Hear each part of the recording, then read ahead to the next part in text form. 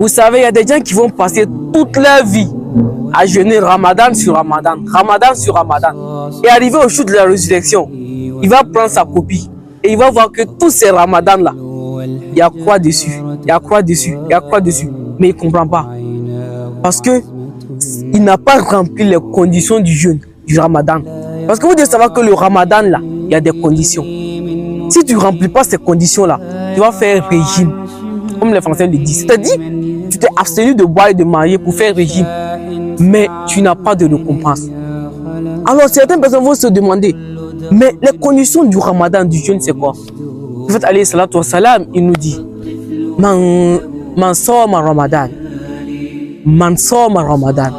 Toute personne qui jeûne le mois du Ramadan, là, il n'a pas choisi d'abord. Il dit, Man sawma Ramadan. Toute personne qui jeûne le mois du Ramadan. Les conditions maintenant vont venir. Imanan wa ihtisaba. Avec foi. Avec foi. Voilà, première condition. Avec foi. Tout le monde sait, la foi c'est quoi? Tout le monde connaît les 6 piliers de la foi. En tout minuna billah, wa malaikatihi, wa kutubihi, wa rusulihi, wal yawmil akhir, wa tu'mina bil qadri khayrihi wa sharrihi. Mais en tout minuna billah là, la foi là, wallah elle est vaste.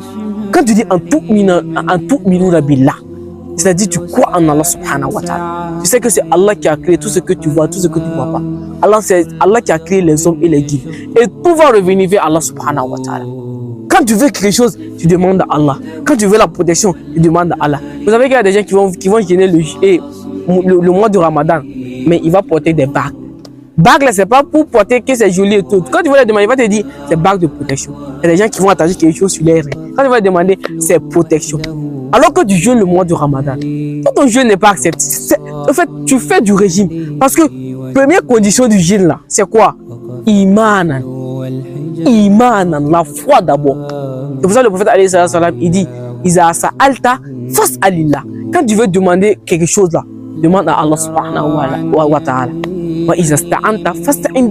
Et quand tu veux demander protection, demande à Allah subhanahu wa ta'ala. C'est ça la foi.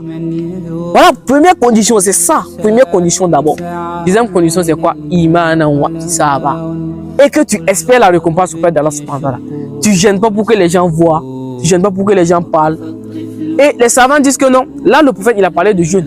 Mais toute adoration durant le Ramadan, ça fait partie. C'est-à-dire, at-tarawih, Qiyam al-layl, as-sadaka, az-zikr, la lecture du Coran et tout. Tout ça rentre en jeu. Il y a des gens, tu vas les voir, ils vont aller s'asseoir au grain pour dire que moi, depuis le Ramadan a commencé, là, je n'ai pas la tête à la oui. Depuis le Ramadan a commencé, là, le Coran, là, quand je rentre à 20h comme ça, je ne tourne pas. Je lis le Coran. Tout ça, là, c'est pourquoi. Ouais, tu espères la récompense auprès de qui?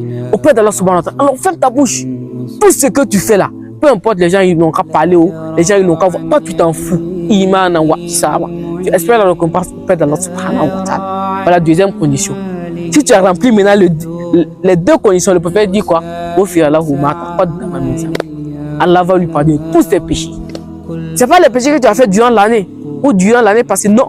Tous tes péchés de ta naissance jusqu'au Ramadan, Allah va te pardonner tes péchés. Mais là, les gens sont contents. Les